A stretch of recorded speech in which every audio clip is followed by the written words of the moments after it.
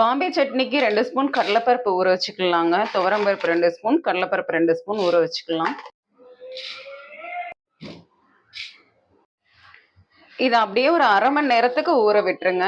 Mixie ஜார்ல ஊற வச்ச பருப்பு எல்லாத்தையும் சேர்த்துக்கோங்க. தேங்காய் இந்த அளவுல எடுத்துக்கோங்க. கொஞ்சமா அதை கட் பண்ணிட்டு சேர்த்துக்கோங்க. 8 நபர் சின்ன வெங்காயம், 5 பல் பூண்டு, அரை ஸ்பூன் சோம்பு, சின்ன சைஸ்ல ஒரு தக்காளியை கட் பண்ணிட்டு சேர்த்துக்கோங்க.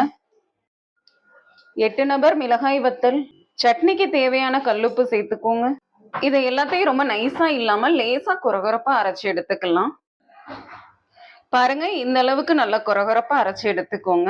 இப்ப 3/4 அளவுக்கு நம்ம தண்ணி சேர்த்துக்கலாம். அந்த மிக்ஸி ஜார்லயே 3/4 அளவு வர அளவுக்கு தண்ணி சேர்த்துக்கோங்க. இப்ப நல்லா மிக்ஸ் பண்ணி விட்டுக்கோங்க. இப்ப இந்த அளவு தான் நம்ம தண்ணி சேர்த்துக்க போறோம். இதுக்கு மேல நம்ம தண்ணி சேர்த்துக்க வேண்டாம். கொஞ்சம் தண்ணியா இருந்தாதான் இந்த சட்னி நல்லா இருக்கும். நேரம் ஆக ஆக கொஞ்சம் திக்கா ஆகும். இப்ப நல்லா மிக்ஸ் பண்ணி விட்டுக்கோங்க. பாருங்க, நல்லா இந்த அளவுக்கு இருக்கணும் தண்ணியா சட்னி. பாருங்க, ஸ்பூன் எண்ணெய் சேர்த்துக்கோங்க. அரை ஸ்பூன் கடுகு, ஒரு அன்னாச்சி பூ, சின்ன சைஸ் பெரிய வெங்காயத்தை கட் பண்ணிட்டு சேர்த்துக்கோங்க.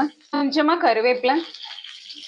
நல்லா மிக்ஸ் பண்ணி விட்டுக்கோங்க. வெங்காயம் நல்லா பொன்னிறமா வதங்கட்டும். நான் ஒரே ஒரு பெரிய வெங்காயம் தான் கட் பண்ணிட்டு சேர்த்துருக்கேன், சின்ன சைஸ்.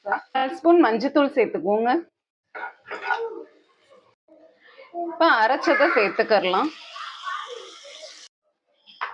நல்லா மிக்ஸ் பண்ணி விட்டுருங்க. அடுப்பை ஹைல வச்சுட்டு நல்லா கொதி வரும்போது ஒரு 2 நிமிஷத்துக்கு மட்டும் அடுப்பை ஃபுல் சிம்ல வச்சுக்கலாம். பாருங்க, சட்னி நல்லா கொதிக்க ஆரம்பிச்சிருச்சு. இப்ப அடுப்பை ஃபுல் சிம்ல வச்சிடலாம். 2 நிமிஷத்துக்கு அப்படியே விட்டுறலாம்.